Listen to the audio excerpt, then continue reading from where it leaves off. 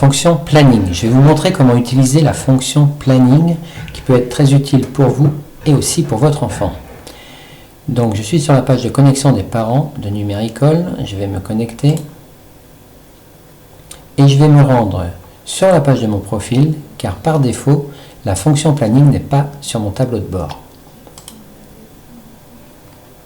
Dans les options tout en bas, je vais cocher la fonction planning et projet.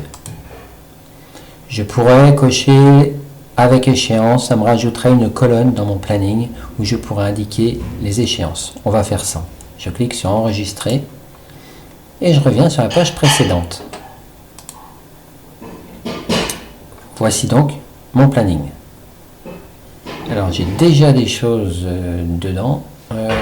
Oui, parce que tout à l'heure j'avais fait des essais. Donc je vais les enlever. Voilà. Comme ça vous voyez déjà comment on peut enlever des tâches, des choses notées dans son planning qui peut être considéré comme un pense-bête. Donc c'est ici tout simplement, on rajoute, et comme j'ai mis tout à l'heure, faire les courses. Je peux noter tout ce que j'ai à faire les courses. Hop, j'ajoute réparer le vélo.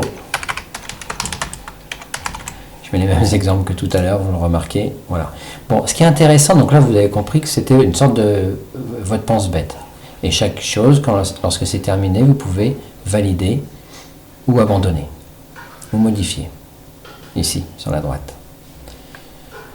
Alors, ce qui est intéressant, c'est que vous avez accès au planning de votre enfant, ou de vos enfants, avec la liste déroulante ici. Voilà, je vais accéder au planning de Marin 01. Ah, il a écrit déjà écrire une poésie. Très bien, donc je vois, j'ai accès, je peux même valider, je peux abandonner. Donc c'est vrai que vous avez accès véritablement au planning de votre enfant. Et là, vous pouvez même rajouter quelque chose. Ah bah tiens, par exemple, c'est pas forcément du scolaire. Ranger la chambre. Voilà, je mets un exemple non scolaire, je peux mettre un exemple scolaire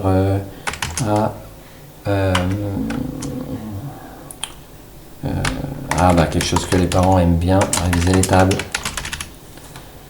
Voilà, par exemple. Voilà, là, je peux revenir sur mon planning